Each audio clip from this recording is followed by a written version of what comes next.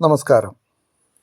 പിണങ്ങിപ്പോകുന്നവരെയും ഒഴിവാക്കി പോകുന്നവരെയും നമ്മളെ വേണ്ടാന്ന് വെച്ച് അകന്നകന്ന് പോകുന്നവരെയും എങ്ങനെ വശം ചെയ്ത് നമുക്ക് കൂടെ നിർത്താൻ കഴിയും? അതിന് ഏത് വശം എന്താണ് ചെയ്യേണ്ടത്? അതങ്ങനെ വശം ചെയ്താൽ നമ്മുടെ കൂടെ തന്നെ നിൽക്കും. അത് എത്ര കാലം നിൽക്കും? ജീവിതകാലം മുഴുവൻ നിൽക്കുമോ, അല്ലെങ്കിൽ അതിനൊരു കാലാവധി ഉണ്ടോ? ഇതൊക്കെ മനസ്സിലാക്കി നമുക്ക് ആ ഒരു വ്യക്തിയെ തിരിച്ചു കൊണ്ടുവരണമെന്നുണ്ടെങ്കിൽ നിങ്ങൾക്ക് ഇതിൻ്റെ അവസാനം കാണുന്ന വാട്സപ്പ് നമ്പറിൽ മെസ്സേജ് ചെയ്യാവുന്നതാണ്. അപ്പോൾ ആ കാര്യങ്ങളൊക്കെ കൃത്യമായി മനസ്സിലാക്കി കഴിഞ്ഞാൽ നിങ്ങൾക്ക് ആ വ്യക്തിയെ കൊണ്ടുവരണോ വേണ്ടേ, അത് എന്താണ് എങ്ങനെയാണെന്ന് ആ വ്യക്തിയുടെ കാര്യങ്ങളെല്ലാം മനസ്സിലാക്കാനും പറ്റും. അതിനുശേഷം നമുക്ക് കൊണ്ടുവരണമെങ്കിൽ കൊണ്ടുവരാനും പറ്റും.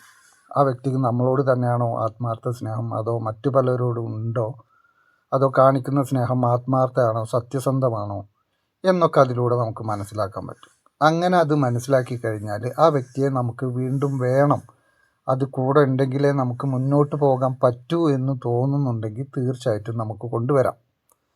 ചില ആളുകൾക്ക്, ഇങ്ങനെയുള്ള ആളുകൾ നമ്മളിൽ നിന്ന് അകന്നു പോയി കഴിഞ്ഞാൽ ഒരുപാട് മാനസിക ബുദ്ധിമുട്ടുകൾ അനുഭവിക്കുന്നവരുണ്ട്. അവർക്ക് പിന്നെ പല പ്രശ്നങ്ങളായിരിക്കും. കാരണം ഒന്നിലും ശ്രദ്ധിക്കാൻ പറ്റാതെ വരിക എന്നുള്ളതാണ് ഏറ്റവും ആദ്യം വരുന്നത്.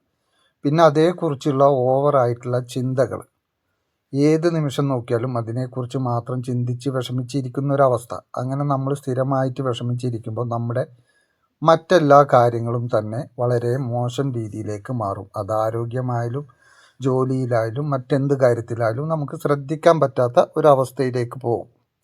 അപ്പോൾ അങ്ങനെ പോകുമ്പോൾ നമ്മളുടെ ജീവിതം താഴോട്ട് പോവുകയാണ് ചെയ്യുക.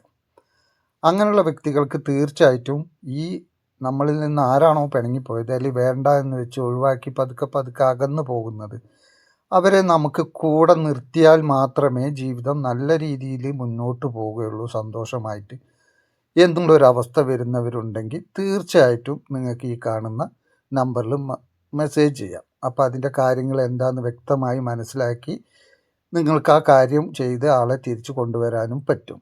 അപ്പോൾ എല്ലാവർക്കും നന്ദി, നമസ്കാരം.